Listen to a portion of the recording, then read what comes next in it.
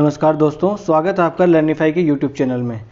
तो पिछले लेक्चर में हमने जैसा कि डिस्कस किया था कि हमने चालुक्य वंश डिस्कस किया था, हमने पल्लव वंश डिस्कस किया था, हमने चोल वंश देखा था, पांड्य देखा था और त्रिपक्षीय संघर्ष देखा था।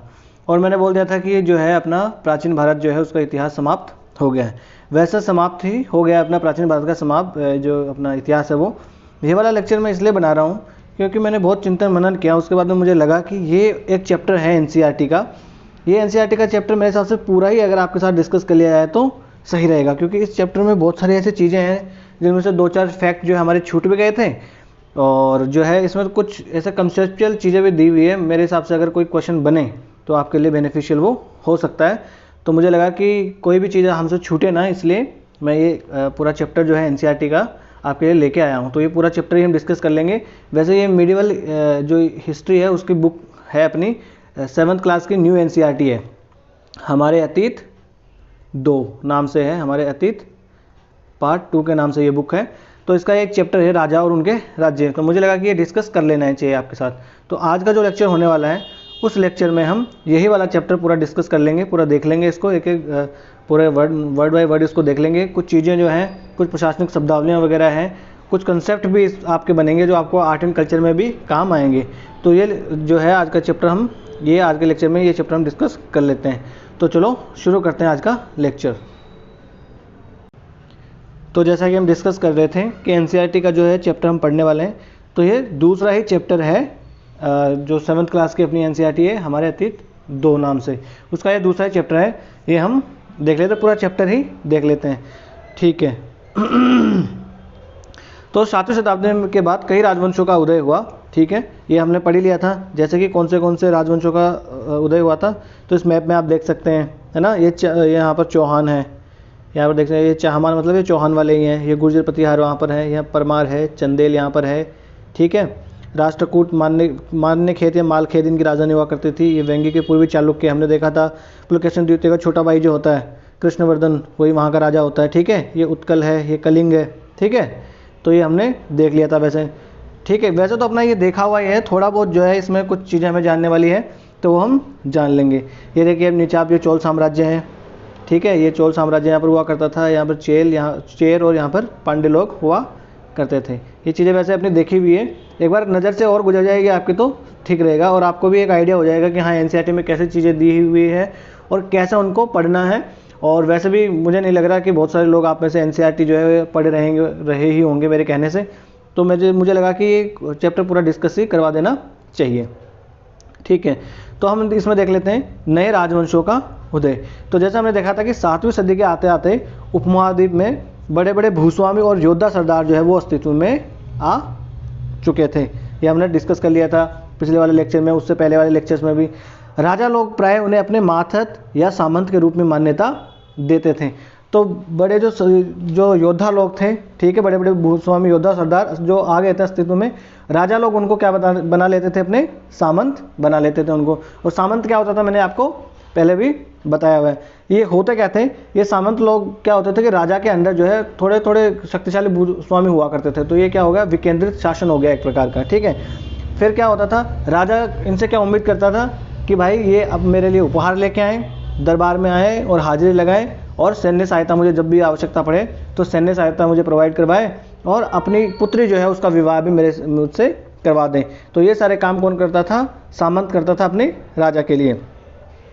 फिर अधिक सत्ता और संपदा हासिल करने पर सामंत अपने आप को महासामंत, महामंडलेश्वर यानी कि पूरे मंडल का स्वामी, ये ऐसे जो है अपने आप को घोषित भी कर देता था। यानी अगर कोई सामंत है वही ज़्यादा शक्तिशाली धीरे धीरे होने लगा तो आडंबर पूर्वक उपाधियां वो भी धारण करने लग जाता था। और ये भी होने लगता था कि अगर वो ज़्यादा ही शक्तिशाली हो गया और अगर जो राजा था वो कमज़ोर हो गया तो वो अपने आप को स्वतंत्र भी घोषित कर देता था।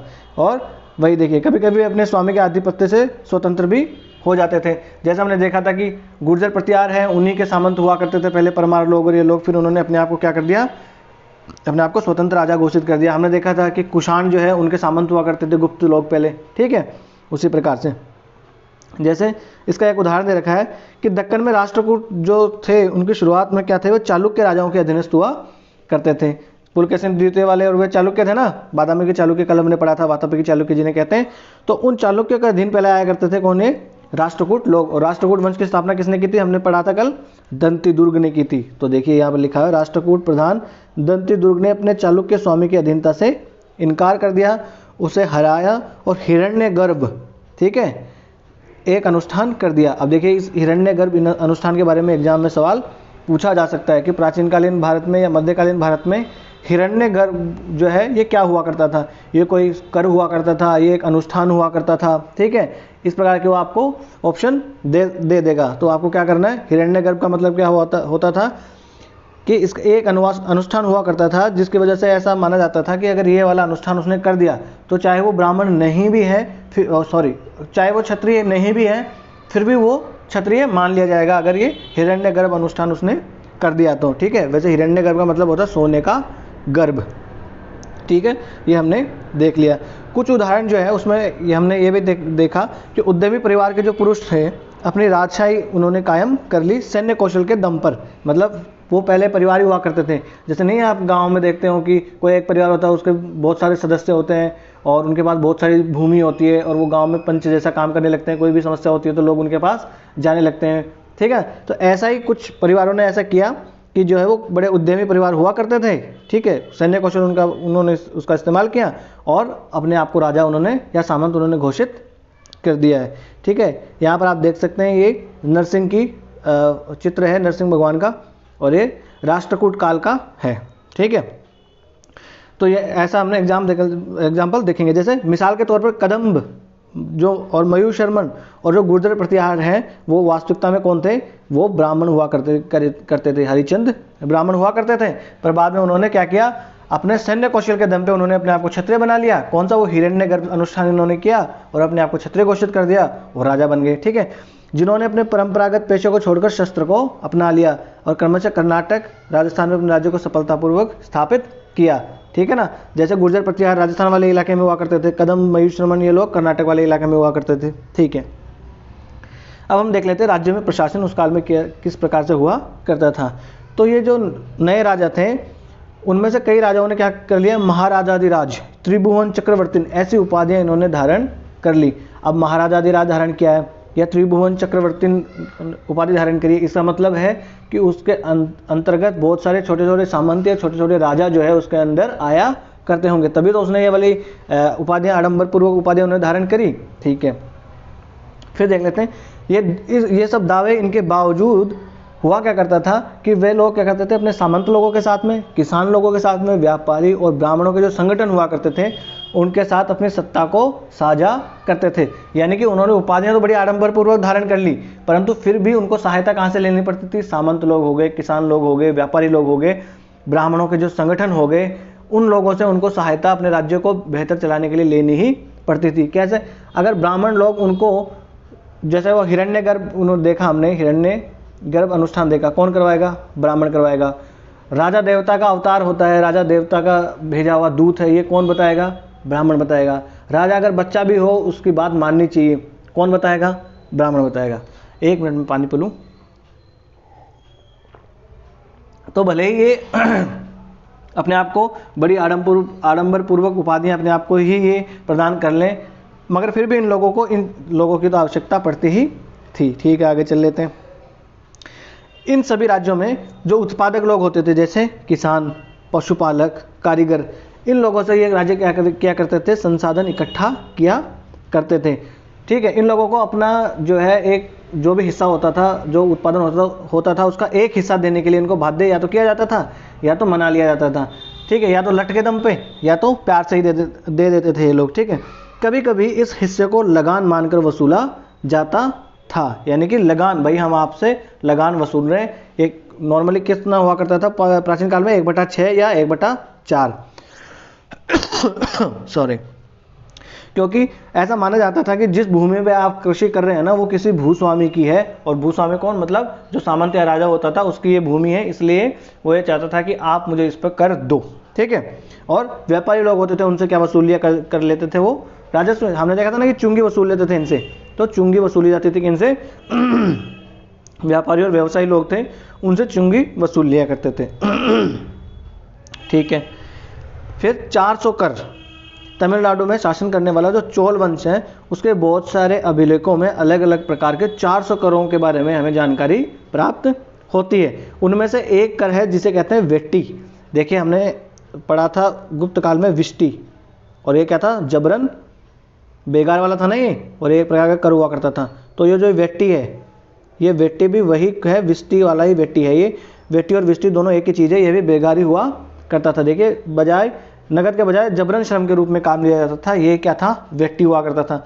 तो चोल काल में वेट्टी क्या था, अगर ऐसा क्वेश्चन बन जाए एग्जाम में तो आप क्या बताओगे? वेट्टी एक प्रकार का कर हुआ करता था जिसमें जबरन श्रम करवाया जाता था। ठीक है। फिर देखा, अगर मकान पर आपको छाजन डालना है उसके ऊपर भी कर लगा देते थे। अगर आपको खजूर के पेड़ पर या ताड़ के पेड़ पर चढ़ना है तो उसके लिए आपको सीढ़ी की जरूरत पड़ेगी। भाई ऐसा सीधा तो नहीं चढ़ने जाओगे आप, तो सीढ़ी के बनाने के ऊपर भी आपसे कर वसूला जाता था। ठीक है। और पारिवारिक संपत्ति का अगर उत्तराधिकार में आप हासिल कर रहे हो, जैसे पिता की संपत्ति पुत्र को प्राप्त हो रही है, तो फिर पुत्र से उसके ऊपर भी कर लिया जाता था। ठीक है ना। वेल्थ टैक्स वगैरह जैसा ऐसा टैक्स उस काल में भी लिया जाता था। तो आपने देखा चोल काल में वेट्टी जो है वो क्या था, जबरन श्रम हुआ करता था। वेट्टी और एक प्रकार का कर हुआ करता था, और इन चीज़ों पर भी कर लगाए जाते थे। यानी कि अगर सीढ़ी बनानी है या मकान पर छाजल डालना है या उत्तराधिकार में कोई संपत्ति प्राप्त करनी है तो उसके ऊपर भी कर लिया जाता था। ठीक है, आगे चल लेते हैं। ये संसाधन जो थे वही राजा जो होता था उसके वित्तीय व्यवस्था के आधार बनते थे। भाई राजा का मुख्य आधार तो क्या होता था, भू राजस्व। हमने देखा कि प्राचीन काल में, यानी कि हालांकि मध्य काल में भी भू राजस्व ही मुख्य जो है वो स्रोत हुआ करता था वित्त का। इसके साथ ही साथ क्या होता था, मंदिरों और दुर्गों के निर्माण में भी इस्तेमाल होते थे। क्या ये वित्तीय जो साधन होते थे ना, ये दुर्गों के निर्माण में भी इस्तेमाल होते थे। संसाधन जो है उन युद्धों को लड़ने में भी इस्तेमाल होते थे जिनसे लूट की शक्ल में धन मिलने की तथा जमीन और व्यापारिक मार्गों के प्रयोग की संभावनाएं बनती थी। जो वित्तीय आधार मिलता था राजा को, जो वित्त मिलता था उससे वो मंदिर बना देता था, दुर्ग बना देता था। फिर उन रुपए से जो धन उसको प्राप्त होता था, धन दौलत मोह माया जो उसे प्राप्त होती थी, उससे क्या करते थे, युद्ध भी लड़ते थे। और युद्ध किस चाह में लड़े जाते थे, भाई या तो हमें और थोड़ी जमीन मिल जाएगी, ठीक है, और जो राजा हार जाता था उसका जो धन, वो जो कोष होता था, उसकी संचित निधि जो कहें आज के तौर पे हम, तो जो उसकी निधि होती थी उस निधि को भी राजा ले लिया करता था। तो इसलिए भी जो है, और फिर क्या, अगर मान लो हमने देखा था उस टाइम पे भी कुषाण लोग जो थे उन लोगों को क्या प्राप्त हो गया था, पश्चिमी शकों को उन्होंने हरा दिया और यहाँ पर उन्हें गुजरात वाला जो इलाका मिल गया, बंदरगाह वाला। तो ऐसे जो है भाई नए नए व्यापार के रास्ते मार्ग भी हमें मिल जाए, इसलिए भी वो राजा युद्ध किया करते थे और इन चीज़ों में भी पैसा का इस्तेमाल किया करते थे। ठीक है। और राजस्व वसूली के लिए जो है क्या किया जाता था, पदाधिकारियों की नियुक्ति की जाती। भाई राजस्व वसूली के तो अधिकारियों की नियुक्ति की ही जाती थी। ठीक है। और प्रभावशाली जो लोग होते थे, प्रभावशाली जो परिवार होते थे, उन्हीं के बीच से नियुक्तियां की जाती थी जो वंशानुगत होती थी। देखा नॉर्मली क्या होता था कि वंशानुगत लोगों को ही राजस्व वसूली के लिए नियुक्त किया जाता था। और कई बार क्या होता था कि राजा के जो निकट संबंधी हुआ करते थे उन्हीं को इन ओहदों पे बिठा दिया करते थे। ठीक है। सेना में भी ऐसा ही होता था, भाई वंशानुगत आधार पर सेना होती थी और उसमें भी क्षत्रिय लोग शामिल होते थे। हालांकि हमने देखा था कि चोल काल में दक्षिण भारत में वर्ण व्यवस्था का कोई उसमें रोक टोक पाबंदी नहीं थी, यानी कोई भी किसी भी वर्ण का हो वो सेना में शामिल हो सकता था। ये चोल काल की बहुत अच्छी बात थी। ठीक है। फिर है प्रशस्तियाँ और भूमि अनुदान, यानी उस काल की प्रशस्तियाँ हमने देखा, जैसे समुद्रगुप्त की प्रशस्ति किसने लिखी, हरिशेन ने। तो प्रशस्तियाँ क्या होती थी कि अपनी राजा, जो अपना राजा होता था, अपना अन्नदाता जो होता था, उसकी प्रशंसा में जो लिखी जाती थी वो क्या होती थी, प्रशस्तियाँ होती थी। ठीक है। हालांकि जो प्रशस्तियाँ हैं उन्हें हम एकदम वर्ड टू वर्ड जो है एकदम उसको सच नहीं मान सकते कि ये जो एक एक बात लिखी है वो सच ही होगी, लेकिन फिर भी हमें उस परिस्थिति, जो प्रशस्तियाँ जो हमें मिली हैं उन प्रशस्तियों से हमें ये तो पता लग ही जाता है कि उस टाइम का समाज कैसा हुआ करता था। ठीक है। और जो शासक होता था वो अपने आप को किस प्रकार से दिखाना चाहता है दूसरे लोगों को इतिहास में। ठीक है। जैसे अपने आप को शूरवीर विजयी योद्धा बताना चाहता हूँ। जैसे हमने देखा था समुद्रगुप्त की प्रशस्ति में क्या लिखता है हरिशेन कि हमारे महाराज हैं, उन्होंने तीर भाले जो है इन बर्छे इनकी वजह से जो उनके शरीर पे चोट आई है, जो घाव है, उनकी वजह से जो हमारे महाराज हैं वो और भी सुंदर नज़र आते हैं। और ये घाव किस प्रकार लगे हैं, ये घाव जो है वीरता पूर्वक प्राप्त किए हुए ये घाव है, और घाव जो है वीरों के श्रृंगार होते हैं, इस प्रकार से नहीं बताता है। और हमारे महाराज से जो है ये राजा डरते हैं, इसके परिधि वाले राजा डरते हैं। तो ये क्या होता था कि अपने राजा या अपना जो अन्नदाता होता था उसके बारे में प्रशंसा क्या करते थे। तो एक एक चीज़ जो है वो तो इनके सच माने, हम ऐसी कोई बात नहीं है, ऐसा हम नहीं मान सकते, परंतु एक मोटा मोटी हमें उस टाइम का एक जो है आइडिया तो हो ही जाता है। और ये प्रशस्तियाँ लिखा कौन करते थे? ये प्रशस्तियाँ अक्सर ब्राह्मण लोग लिखा करते थे। भाई पढ़ने लिखने का अधिकार किसके पास हुआ करता था? पठन पाठन का अधिकार किसके पास था? ब्राह्मणों के पास। तो कौन लिखेगा? शूद्रों को तो बेचारे को पढ़ने भी नहीं दिया जाता था। वैश्य लोग अपना खेती में ध्यान रखते थे। तो विद्वान जो होते थे ब्राह्मण, वही भाई पढ़ी ब्राह्मण नहीं तो विद्वान भी ब्राह्मण ही होंगे, तो वही लोग जो थे वो लोग ये लिखा करते थे प्रशस्तियाँ वगैरह। ठीक है, फिर है जैसे हमने नागभट्ट की एक उपलब्धि देखें, तो नागभट्ट की जो उसमें क्या लिखा हुआ है, कई शासकों ने प्रशस्तियों में अपनी उपलब्धियों का बखान किया है, जैसे हमने समुद्रगुप्त के बारे में देखा है। फिर संस्कृत में लिखी गई ग्वालियर में एक प्रशस्ति हमें पाई गई है जो नागभट्ट की है। और नागभट्ट किस वंश का शासक था? बताओ बताओ, याद करो किसका था? गुर्जर प्रतिहार का था ना, नागभट्ट प्रथम, नागभट्ट द्वितीय, ऐसे। तो ये नागभट्ट किस वंश का था? प्रतिहार वंश का था। ऐसे क्वेश्चन बनते हैं कि ये राजा है, इसको इस वंश से सुमेलित करके बताओ। ठीक है, तो संस्कृत में है ग्वालियर में, मध्य प्रदेश में है ग्वालियर, वहाँ पर हमें प्रशस्ति पाई गई है किसकी? नागभट्ट की, जिसमें क्या लिखा हुआ है कि आंध्र सैंधव मतलब सिंध प्रदेश जो है, विदर्भ यानी महाराष्ट्र का हिस्सा है विदर्भ, और कलिंग के राजा उनके आगे तभी धराशायी हो गए जब वे राजकुमार हुआ करते थे। यानी जब वो राजा भी नहीं बना था नागभट्ट, और जब वो राजकुमार था उसी वक्त जो है वहाँ के राजाओं ने तो उसके सामने हथियार डाल दिए थे। ठीक है, उन्होंने बंगाल का हिस्सा, उन्होंने वंग, अनर्त यानी गुजरात का हिस्सा, मालवा, ठीक है, मध्य प्रदेश का, ये भी देख लिए कि मालवा किसे कहते थे, आज का मध्य प्रदेश का। अनर्त कहाँ का है? अनर्त गुजरात का हिस्सा है। किरात मतलब वनवासी, तुरुष्क मतलब तुर्क। ये एक एक वर्ड जो है यहाँ से क्वेश्चन बन सकता है, आपको मैं बता दूँ, ये आपको कनेक्ट करने के लिए दे सकता है कि मालवा जो है आधुनिक प्रदेश कौन सा है, अनर्त कहाँ पर हुआ करता था, वंग किस कौन सा क्षेत्र है, किरात कौन सा क्षेत्र है। ठीक है ना, ये आपको ऐसा दे सकता है। ठीक है, फिर मत्स्य, वत्स, मत्स्य कहाँ होता था? आज का जो राजस्थान है, राजस्थान में जो जयपुर के आसपास का इलाका है वहाँ पर हुआ करता था मत्स्य। ठीक है, सॉरी गाइस, थोड़ी पीछे कोई बारात वारात आई है, थोड़ा सा डिस्टर्बेंस हो रहा है। चलो अब हम अपने पढ़ने में ध्यान देते हैं। तो राजा लोग जो क्या करते थे, प्राय ब्राह्मणों को भूमि अनुदान से पुरस्कृत किया करते थे, यानी ब्राह्मण लोगों को वो पुरस्कार दिया करते थे, भूमि अनुदान देते थे ब्राह्मणों को। हमने देखा भी था पहले भी, ब्रह्मदेय भूमि, ब्राह्मणों को देने वाली भूमि को क्या कहते थे? ब्रह्मदेय। और ये ताम्र पत्रों पर वो लिखवाते भी थे कि हमने इस वाले ब्राह्मण को इतनी एकड़ भूमि दे दी, या इस मंदिर को इतना दान दे दिया। ऐसे चीज़ें जो है वो क्या किया करते थे, वो लिखवा भी लिया करते थे। ठीक है, आगे देख लेते हैं। ये देख लीजिए, एक ताम्रपत्र है, इसमें क्या है, संस्कृत में और थोड़ा सा तमिल भाषा में लिखा गया है। 9वीं सदी में एक शासक द्वारा दिए गए भूमि अनुदान का उल्लेख करता है। ठीक है, इसके ऊपर एक राजसी मुहर भी लगी है। ये देखिए राजसी मुहर, जो ये बताती है कि ये प्रमाणिक है, यानी ये ओरिजिनल है, किसी का उल्टा सीधा, किसी का चोरी से लिखा हुआ ये नहीं है। ठीक है, अब ये देख लेते हैं कि भूमि के साथ साथ क्या क्या दिया करते थे। ये है कि ये चोलों के द्वारा एक भूमि अनुदान में के तमिल भाग का एक अंश है। हमने मिट्टी के मेढ़े बनाकर, साथ ही कांटेदार झाड़ियाँ लगाकर भूमि की सीमाओं को चिन्हित कर दिया, और इस भूमि पर ये चीज़ें हैं। क्या क्या चीज़ें?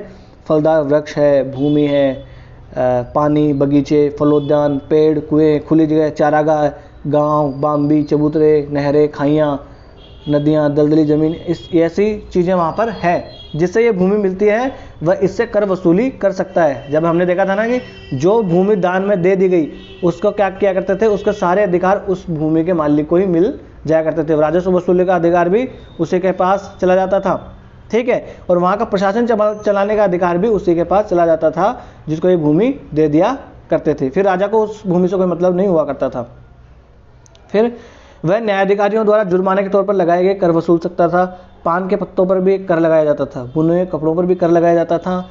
ठीक है, वाहनों पर भी कर लगाया जाता था। अब वाहन क्या, ट्रक वगैरह तो उस काम में होते नहीं होंगे, जो भी वाहन होते होंगे, बैलगाड़ी वगैरह, ऊँट गाड़ी, उन्हीं पर कर लगाता था।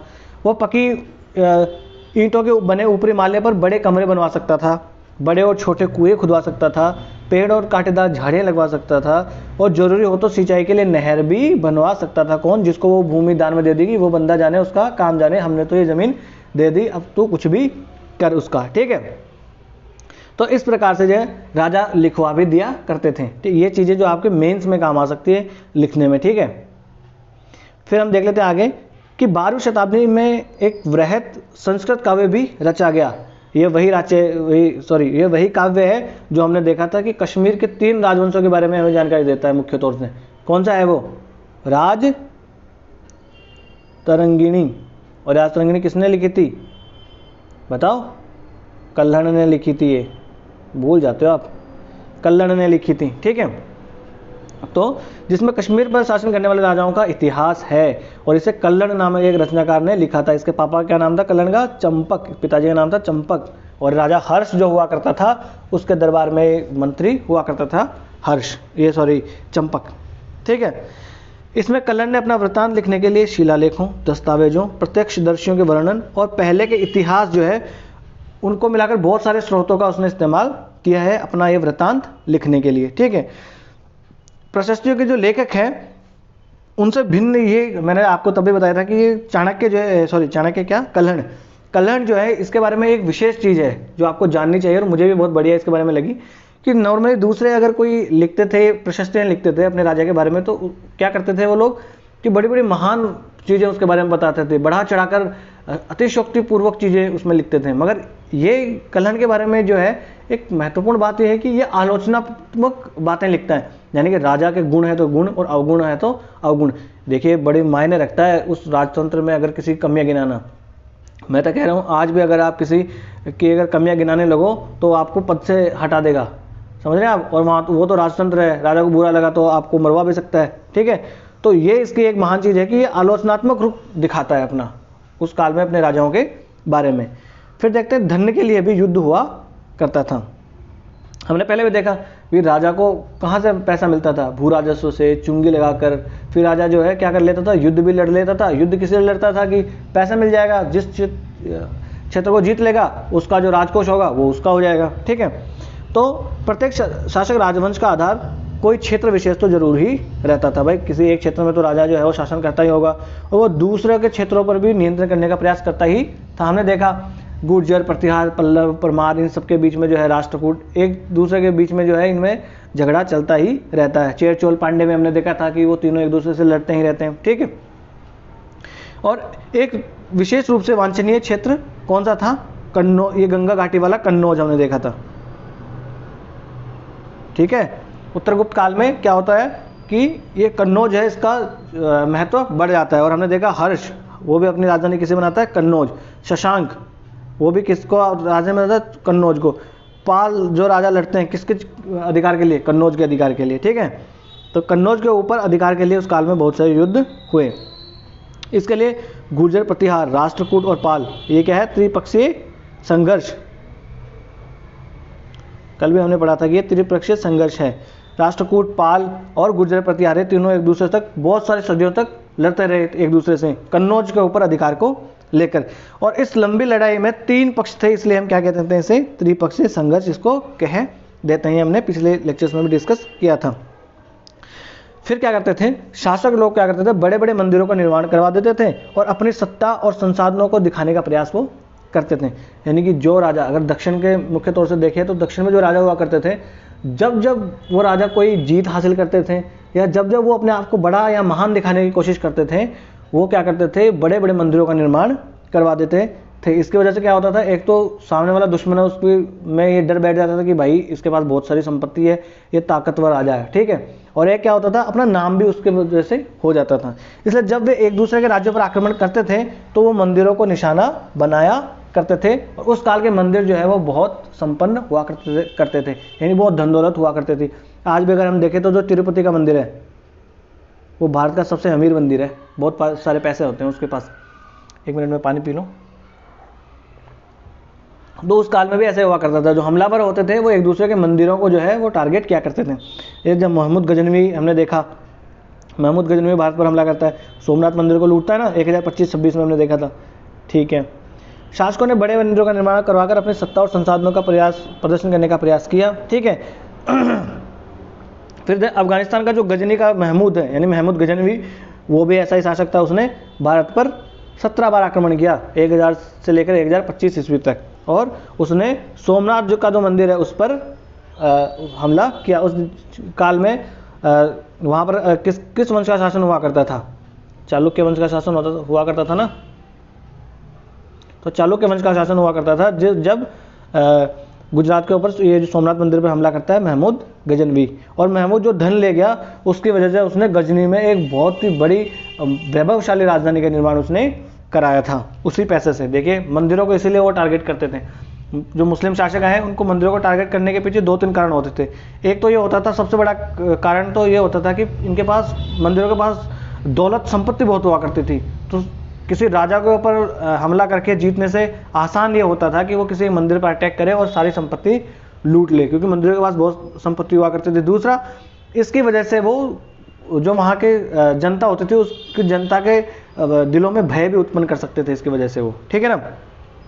फिर युद्ध करने वाले दूसरे राजाओं में चाहमान भी है। चाहमान कौन थे? चौहान वंश जो है वही, जो बाद में चौहान के रूप में भी जाने लगे। हमने देखा था शाकंभरी, सांबर के आसपास राजस्थान में जो है वहाँ पर इनका शासन पहले हुआ करता था। फिर अजमेर वाले क्षेत्र में, ठीक है, अजय राज ने अजमेर नगर बसाया था। अन्नो राज ने जो है वहाँ पर आना सागर झील बनवाई थी, ठीक है। फिर हमने देखा था कि किस प्रकार से विग्रह राज चतुर्थ वो तोमरों से दिल्ली छीन लेता है और उसके बाद में राजा कौन बन जाता है? पृथ्वीराज तृतीय राजा बन जाता है, ठीक है। उन्होंने गुजरात के चालुक्य और पश्चिम उत्तर प्रदेश के गहड़वालों से भी टक्कर लेनी पड़ी थी। ये गहड़वाल कौन है? गहड़वाल पढ़ा था ना हमने, याद है कि नहीं आपको? नहीं याद है? गहड़वाल वंश हमने पढ़ा था, जिसकी बेटी उठा के ले आता पृथ्वीराज चौहान, ठीक है। और पृथ्वीराज तृतीय जो है, जिसने सुल्तान मोहम्मद गौरी जो है उसको 1191 के तराइन के प्रथम युद्ध में हरा दिया था, लेकिन दूसरे ही साल 1192 में तराइन के द्वितीय युद्ध में मोहम्मद गौरी से पृथ्वीराज चौहान हार जाता है। अब हम देख लें थोड़ा सा चोल राज्य के बारे में, उरेयूर से तंजावुर तक। जब हम चोल, चेर और पांड्य देखते हैं संगम काल में, तो वहाँ पर उनकी राजधानी क्या हुआ करती थी? उरेयूर हुआ करती थी। चोल वंश कैसा सत्ता में आया, इसके बारे में जो है अगर देखा जाए तो शुरुआत में पहले ये संगम काल में ये हुआ ही करता था वहाँ पर, फिर बीच में इसकी जानकारी हमें प्राप्त नहीं होती है। फिर क्या होता है कि मुट्टरियार नाम के जो प्रसिद्ध वहाँ पर एक परिवार होता था, उसकी सत्ता हुआ करती थी, ठीक है, कावेरी डेल्टा में। और वो जो पल्लव राजा थे, कांचीपुरम के पल्लव जो राजा थे, उनके सामंत हुआ करते थे, एक तरीके से उनके महातत ये आया करते थे। मुट्टरियार नाम का जो प्रसिद्ध परिवार हुआ करता था वो। फिर हुआ क्या कि चोल वंश का एक आदमी हुआ विजयालय। हमने देखा ना चोल वंश का संस्थापक कौन है? विजयालय। उसका वास्तविक संस्थापक किसे माना जाता है? परांतक प्रथम को, परांतक जो है उसको माना जाता है, ठीक है। तो विजयालय ने क्या कर लिया, जो ये मुट्टरियार है, इन मुट्टरियारों को मार के मुक्का, और मुट्टरियारों से इन्होंने वो कावेरी डेल्टा वाला इलाका छीन लिया और क्या कर लिया, अपना राज्य इन्होंने बना लिया। कौन सा? चोल साम्राज्य इन्होंने फिर से स्थापित कर लिया। और उसने वहाँ तंजावुर शहर और निशंभु सूदिनी देवी का मंदिर बनवाया। तो तंजावुर शहर किसने बनाया? विजयालय ने, ठीक है। और निशंभु सूदिनी देवी मंदिर भी विजयालय ने ही बनवाया था, ठीक है। आगे चल लेते हैं। तो ये देख सकते हैं आप यहाँ पर, ये चालुक्य वंश है। यहाँ पर ये कल्याणी के चालुक्य हमने देखा था, बादामी के चालुक्य, वातापी के चालुक्य, ये भी हमने देखा था। एक काकतीय वंश, इस वंश की एक महारानी, एक रानी हुआ करती है रुद्रमा देवी। मार्को पोलो जब आता है पुर्तगाली यात्री भारत में, तो वहाँ पर रुद्रमा देवी का शासन होता है, और वो इस शासन के बारे में अपने जो वृत्तांत होते हैं उसमें लिखता भी है। ये चोल साम्राज्य है। यहाँ पर ये उरेयूर है, ये कोच्चि है, ये तंजावुर है, ये गंगईकोंड चोलपुरम। देखा ना, गंगईकोंड चोलपुरम जब गंगा की घाटी को जीत लेता है राजा, तो अपने आप को क्या, गंगईकोंड चोलपुरम राजेंद्र प्रथम जो अपना नाम देता है, गंगईकोंड चोलपुरम। ये मदुरई है। ये किसकी राजधानी हुआ करती थी? किसकी? पांड्य लोगों की राजधानी हुआ करती थी मदुरा, ठीक है। ये वैगई नदी के किनारे, ये नदी जो है ये वैगई नदी है। ये भी आप थोड़ा थोड़ा नदियों के बारे में जान लीजिए। ये पेन्नार नदी है, ये तुंगभद्रा नदी है, और यहाँ से आ रही है कृष्णा नदी, ठीक है। चलो नदियों के बारे में भी थोड़ी सी जानकारी आप ले ही लो। ये गोदावरी नदी है, ठीक है, महाराष्ट्र से इनका उद्भव होता है। ये नर्मदा नदी है, ये तापी नदी है, ये महानदी नदी है, ठीक है। तो इधर से महानदी, गोदावरी, पेन्नार, कृष्णा, कावेरी वैसे देखते हैं, फिर बीच में पेन्नार नदी भी पड़ती है। चलो आगे चल लेते हैं। फिर विजयालय के उत्तराधिकारियों ने पड़ोसी जो इलाके थे उनको भी जीत लिया, ठीक है। फिर और अपनी शक्ति को उन्होंने बढ़ाना शुरू कर दिया। हमने देखा था कि इन्होंने पल्लव और पांड्य लोग थे उनको भी हरा हरा के अपने साम्राज्य में मिला लिया था, और दक्षिण पूर्व एशिया के 2 देश हैं उनको भी इन्होंने जीतना शुरू कर दिया था। श्रीलंका को हमने देखा कि जीत लिया था। ठीक है, ठीक है। 985 चोल शासक माना जाता है कि 985 ईस्वी में राजा बना। कौन? परांतक, सॉरी राजराजा प्रथम। हमने देखा था राजराज प्रथम। पहले राजराज प्रथम आता है कि राजेंद्र आता है?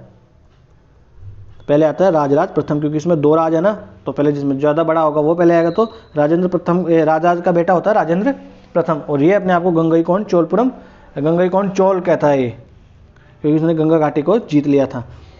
और राजराज ने इसने राजराजेश्वर मंदिर बनाया था, जिसे बृहदेश्वर मंदिर भी कहते हैं। तंजावुर में इसने राजराजेश्वर या बृहदेश्वर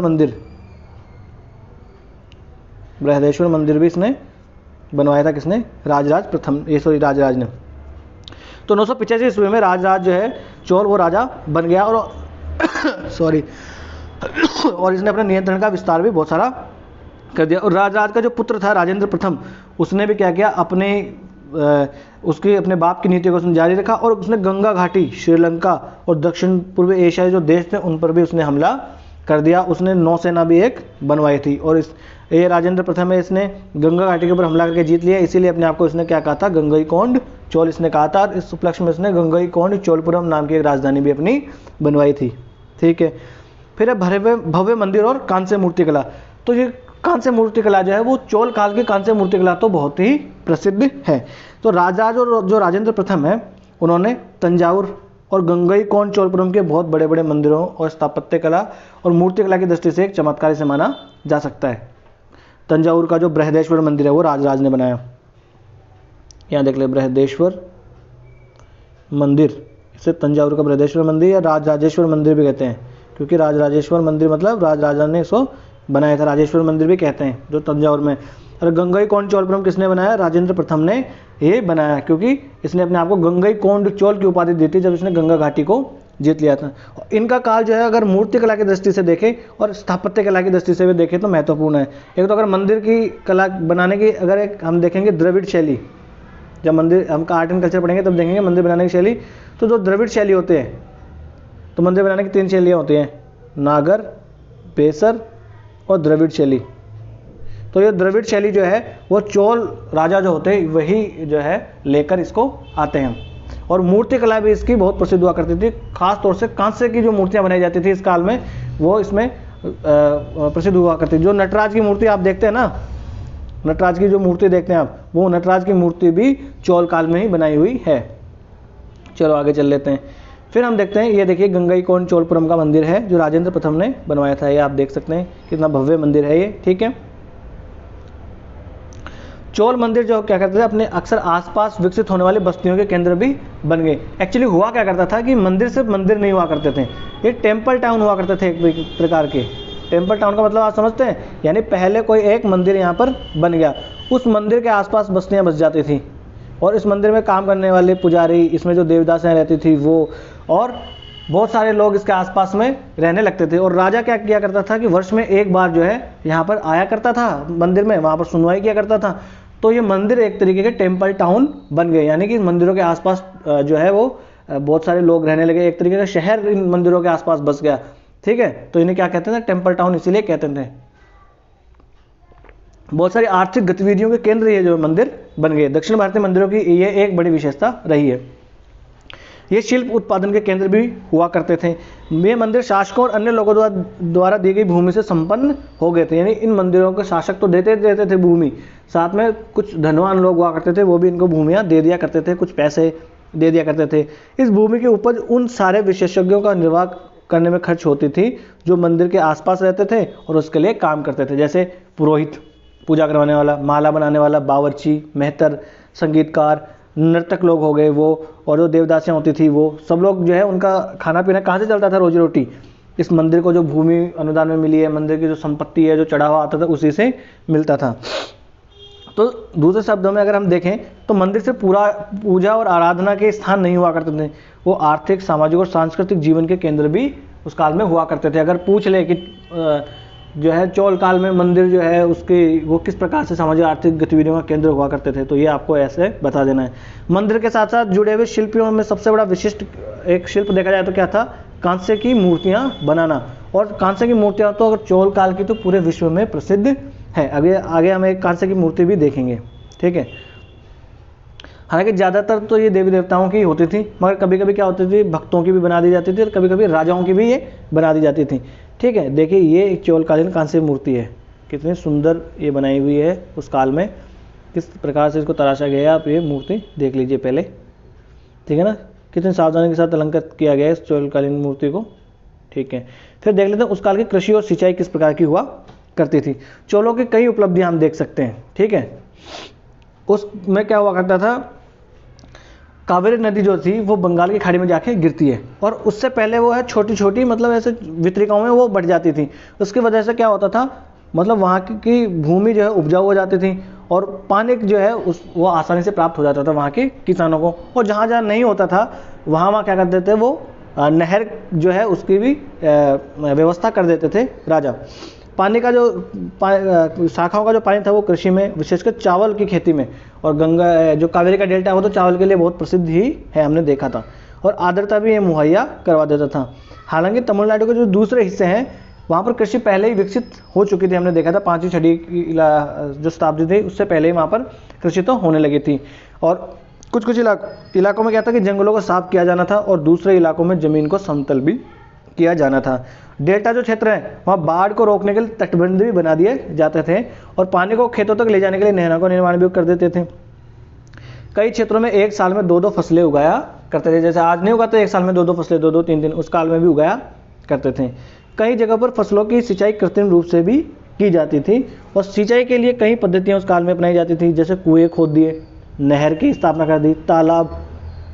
दक्षिण भारत में तालाब बनाकर सिंचाई करने वाला जो है ये बहुत मुख्य वहाँ पर सिंचाई का साधन हुआ करता था। अन्य जगहों में जो है क्या करते थे, बारिश का पानी इकट्ठा कर लेते थे और विशाल सरोवर बना देते थे, वही तालाब बना देते थे। मतलब ये देखिए क्या है, 9वीं शताब्दी तमिलनाडु का एक जल द्वार है, यानी इस यहाँ को पानी को कंट्रोल करने के लिए इसका इस्तेमाल किया जाता था, इस जल द्वार का। सिंचाई के काम में जो श्रम और संसाधनों को व्यवस्थित करना और उसके काम की जो देखरेख करना और यह तय करना कि भाई पानी का बंटवारा कैसे किया जाएगा, ठीक है। तो इसका काम कौन करते थे, राजा कर लेते थे। और राजा के बिहाफ पे वहाँ की जो ग्राम सभा वगैरह होती थी वो भी ये काम कर लिया करती थी। गांव के लोग इस मामले में बहुत जो है वो भूमिका निभाते थे। और कल के लेक्चर में हमने ये भी देखा था कि चोल काल में अगर देखा इसकी एक विशेषता क्या रही है, ग्राम स्वायत्तता इसकी विशेषता रही है। एक सभा होती थी, उसका किस प्रकार से लोग चुने जाते थे, अभी आगे भी हम देखेंगे, ठीक है। साम्राज्य का प्रशासन किस प्रकार से हुआ करता था, ठीक है। तो किसानों की बस्तियां क्या कहलाती थी, उर। ये देखिए ये इंपॉर्टेंट है, किसानों की बस्तियों को क्या कहते थे, उर कहते थे। और सिंचित खेती के साथ बहुत ये उर जो है वो समृद्ध हो गई। उर मतलब किसानों की बस्तियां। और इस तरह के गाँवों के समूह को क्या कह देते थे, नाडु। कल हमने देखा था ना, मंडलम होता था एक, फिर नाडु होता था, फिर ग्राम होता था, वलनाडु, ठीक है। और ग्राम परिषद और नाडु जो है न्याय करने और कर वसूलने जैसे कई प्रशासकीय कार्य ये करते थे। न्याय करने और कर वसूलने जैसे कई प्रकार के कार्य किया करते थे। क्या ये ग्राम परिषद जो है वो इस प्रकार के कार्य किया करते थे। धनिक किसानों को केंद्रीय चोल सरकार की देखरेख में नाडु के कामकाज में अच्छा खासा नियंत्रण हुआ करता था, ठीक है। उनमें से कई धनी भूस्वामी को चोल राजाओं ने सम्मान के रूप में मुवेंदवेलन, ये देखिए थोड़ा दक्षिण भारतीय नाम है तो थोड़ी मुश्किल होती है बोलने में। 3 राजाओं को अपनी सेवाएं प्रदान करने वाला वेलन या किसान कहते थे। मुवेंदवेलन जो है ये उपाधियां दे दिया करते थे राजा। अरैयार कौन होता था, प्रधान हुआ करता था, ठीक है। तो ये आपको थोड़ा सा देख लेना है, इस प्रकार के बन जाएगी। अरैयार कौन हुआ करता था, तो अरैयार हुआ था प्रधान, ठीक है। फिर अब देखिए ये एक बड़ा इंपॉर्टेंट है, ये तो आप जो है बिल्कुल आपको याद रख ही लेना है कि भूमि के प्रकार जो है उस प्रकार में किस प्रकार के हुआ करते थे। वेलन वगाई जो भूमि होती थी वो गैर ब्राह्मणों को दी जाने वाली भूमि होती थी, वेलन वगाई। और ब्राह्मणों को दी जाने वाली भूमि होती थी ब्रह्मदेय। ये तो हमने देख लिया था। देखिए नई चीज़ मिल गई नहीं, वेलन वगई। ये वेलन वगई क्या थी, गैर ब्राह्मण जो किसान होते थे उनको जो भूमि दान में दी जाती थी उसे वेलन वगई कहते थे, और ब्राह्मणों को जो दी जाती थी उसे ब्रह्मदेय कहते थे। शाला वो क्या होती थी, शाला का पता लग रहा है, शाला क्या होती है, भूमि, सॉरी स्कूल। तो जो स्कूल के को भूमि दी जाती थी उसे शाला वो कहते थे, ठीक है। मंदिर को जो भूमि दे दी जाती थी उसे देवदान, देवदान से तो समझ में आपको आ जाएगा कि देवताओं को तो दान में दे दी, मतलब मंदिर को दे दी। तिरुमट्टकनी, तिरुनमट्टकनी ये चीज़ आपको याद रखना है, तिरुनमट्टकनी, इससे ऐसा याद रख लेना कि देवदासियाँ जो हैं वो नाचती थी, मतलब मटकती थी, और हमें याद रखना, बस कनेक्ट करना है इसको, किसी अन्यथा नहीं लेना है इसको। वो मटकती थी, और मटकती कहाँ थी, मंदिरों में। इसका मतलब तिरुनमट्टकनी कहाँ की भूमि होगी, मंदिरों को उपहार में दी गई भूमि। फिर पलिचंदम, पलिचंदम क्या होता था, जैन जो संस्थान है उनको जो भूमि दे दी गई उनको क्या कहते थे, पलिचंदम कह देते थे। तो ब्रह्मदेय क्या हो गई, ब्रह्मदेय हो गई आपको ब्राह्मणों को दी गई, विलन बगाई गैर ब्राह्मणों को दी गई, शालाभोग स्कूल को दी गई, देवदान या तिरुमट्टकनी जो मंदिरों को दी गई, और पल्लीचंदम, चंदम क्या होती थी, पल्लीचंदम जैनों को जो भूमि दे दी जाती थी, जैन संस्थान होते थे उनको, वो पल्लीचंदम हो जाती थी, ठीक है। फिर हमने क्या देखा कि ब्राह्मणों पर को समय समय पर भूमि अनुदान या ब्रह्मदेय प्राप्त हुआ करता था। ये ब्रह्मदेय वही ब्राह्मणों को जो भूमि दे दी जाती थी। परिणाम स्वरूप कावेरी घाटी और दक्षिण भारत के दूसरे हिस्सों में ढेर सारी ब्राह्मण बस्तियां अस्तित्व में आ गई, यानी बहुत सारी ब्राह्मण बस्तियां अस्तित्व में आ गई। ब्राह्मणों को अगर आप भूमि दे दोगे फ्री में, और वहाँ के कर वसूलने की जिम्मेदारी भी उनको ही दे दोगे, सारा अधिकार भी उनको ही दे दोगे, तो बहुत सारी बस्तियां तो अस्तित्व में आ ही जाएगी, ठीक है। तो ब्रह्मदेय की देखरेख के लिए ब्राह्मण भूमि स्वामी की एक सभा हुआ करती थी, ठीक है। और ये सभाएं बहुत कुशलतापूर्वक काम भी किया करती थी, यानी दंड देना, वहाँ का प्रशासन चलाना, सब काम इन्हीं सभाओं का हुआ करता था। और इनके निर्णय शिलालेखों में प्राय मंदिरों की दीवारों पर ब्यौरावार दर्ज कर दिए जाते थे। ये जो भी निर्णय लेती थी वो मंदिरों की दीवारों पर लिख दिए जाते थे, ठीक है। और नगरम के नाम से ज्ञात व्यापारियों के एक संघ भी अक्सर शहरों में प्रशासनिक कार्य संभाला करते थे। वहाँ हमने देखा था श्रेणी व्यापारियों का संघ, यहाँ पर इसको क्या कहते थे, दक्षिण भारत में नगरम। अगर नगरम आ जाए आपको कि दक्षिण भारत के इतिहास में नगरम क्या है, तो आप लगा दो कि नगर मतलब शहर हुआ करते थे, नहीं, नगरम का होता था व्यापारियों का एक संघ हुआ करता था जो प्रशासन भी संभाला करता था। अब एक इम्पॉर्टेंट चीज़ जो आपको याद रखनी है, ये इसलिए इतनी इम्पोर्टेंट है क्योंकि ये वाली चीज़, ये वाला वर्ड है, इसका इस्तेमाल किसने किया था, हमने जो ऑनरेबल पीएम है अपने, उन्होंने भी इस वर्ड का इस्तेमाल किया था, उत्तर मेरूर अभिलेख। ये तो मैं कह रहा हूँ कि इस बार पूरे चांसेस है इसके बनने के। उत्तर मेरूर अभिलेख जो है किससे संबंधित है, तो ग्राम स्वायत्तता से संबंधित या ग्राम से गाँवों से संबंधित है उत्तर मेरूर अभिलेख, ठीक है। चोल कालीनी अभिलेख है, ये आपको याद रख लेना है। मैं कह रहा हूँ इसके 99% चांस है इस बार क्वेश्चन में पूछे जाने के, ठीक है। तो उत्तर मेरूर अभिलेख है, हमें तमिलनाडु से प्राप्त होता है। इसमें इस बात का पूरा विस्तार के साथ वर्णन किया गया है कि ब्राह्मणों की सभा का संगठन किस प्रकार का हुआ करता था, ठीक है। और उस सभा में अलग अलग प्रकार की समितियां हुआ करती थी, और जो लोग सदस्यता के लोग योग्य होते थे उन्हीं लोगों को इसमें लिया जाता था, और जो योग्य होते थे उनका नाम लिख के, तालपत्र पे नाम लिख के छोटी छोटी चिट बना लेते थे और एक मिट्टी के बर्तन में डाल देते थे। फिर एक छोटे लड़के या लड़की को बोलते थे कि आप नाम निकालो, जिसका नाम आ गया उसमें से उसको उसका सदस्य बना दिया जाता था। तो उत्तर मेरूर अभिलेख, सॉरी ये याद रख लेना, उत्तर मेरूर अभिलेख जो है वो ग्राम स्वायत्तता से संबंधित है, ग्राम सभाओं से संबंधित है, चोलकालीन है, दक्षिण में मिला है, तमिलनाडु में मिला है। ये चीज़ें आपको याद रख लेनी है एक एक, यहाँ से क्वेश्चन बनने के पूरे चांसेस हैं। ये देखिए अभिलेख और लिखित सामग्री, इस अभिलेख में क्या क्या लिखा जाता था, उसके सदस्य कौन कौन बन सकते थे, पूरी सदस्यों की योग्यता भी बताई गई है ना। आपने जैसे रिप्रेजेंटेशन ऑफ पीपल एक्ट है ना, जनप्रतिनिधित्व अधिनियम, उसमें योग्यताएं दी होती है जो लोग चुनाव लड़ते हैं अपने यहाँ। तो यहाँ पर देखिए पूरे रिप्रेजेंटेशन ऑफ पीपल एक्ट ही उस काल का ये हुआ करता था। आप देख लीजिए, उम्र 35 से 70 के बीच होनी चाहिए, वेदों का ज्ञान होना चाहिए अपना, उसके बाद घर होना चाहिए, ऐसी भूमि होनी चाहिए जिससे भू राजस्व वसूला जाए, ठीक है। फिर प्रशासनिक मामलों की अच्छी जानकारी होनी चाहिए। आज तो ऐसा नहीं है कि अपने पॉलिटिशियन कौन चुने जाएंगे, किसी को भी चुन लेते हैं ना, परंतु उस काल में होता था कि जिनको प्रशासनिक मामलों की अच्छी जानकारी होगी वही उस सभा का सदस्य बन सकता था, ठीक है। और पिछले 3 सालों में से किसी भी समिति का वो सदस्य नहीं रहा हो, यानी कूलिंग पीरियड जो है, कूलिंग ऑफ पीरियड कहते हैं ना, वो पीरियड उस काल में भी हुआ करता था। अपने आज क्या होता है कि CGI देखिए अपने, मैं किसी पार्टी विशेष के बारे में बात नहीं कर रहा, पर CGI जो है अपने, नाम भी मैं नहीं ले रहा CGI का, आप पहचान जाओगे नाम, मतलब इस जो मैं बता रहा हूँ उससे। अपने एक CGI हुआ करते थे अभी थोड़े दिन पहले ही, वो CGI जो जैसे ही CGI के पद से रिटायर हुए सीधा वो संसद सदस्य बन गए। हालांकि कानून में इसकी बाध्यता नहीं है, पर ये नैतिक रूप से तो गलत है ना, एक कूलिंग ऑफ पीरियड तो होना चाहिए ना, इसके वजह से तो आप जो है न्यायपालिका की जो निष्पक्षता है वो कॉम्प्रोमाइज़ हो सकती है इससे। तो उस काल में देखिए इसका भी बात का पूरा ध्यान रखा जाता था, ठीक है। जिसने अपने संबंधियों के खाते नहीं जमा कराए वो चुनाव नहीं लड़ सकता था, यानी किसी ने किसी का पैसा नहीं चुकाया ना तो वो आदमी चुनाव नहीं लड़ सकता था। देखिए कितने उस सभाओं में सदस्यता लेने के लिए कितनी प्रतिबंध, कितनी योग्यताएं निर्धारित की गई थी, ठीक है। तो ये आप देख लीजिएगा, और ये चैप्टर तो आप एक बार जाके एनसीईआरटी में ठीक से पढ़ ही लीजिएगा। सॉरी, ये स्क्रीनशॉट हो गया।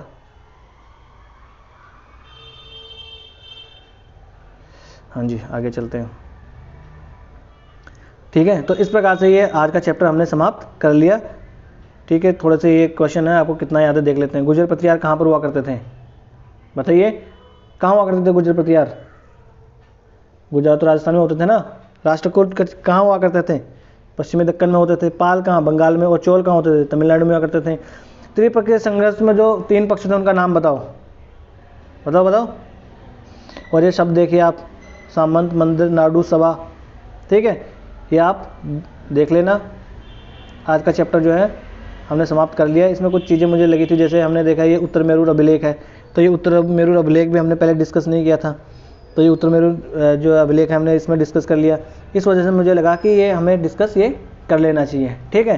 तो आज का ये जो लेक्चर है हम यहीं समाप्त करते हैं। तो आज के लेक्चर जो है हमने देख लिया, और जो जो इम्पोर्टेंट चीज़ें मुझे लगी वो मैंने आपके साथ डिस्कस कर ली हैं।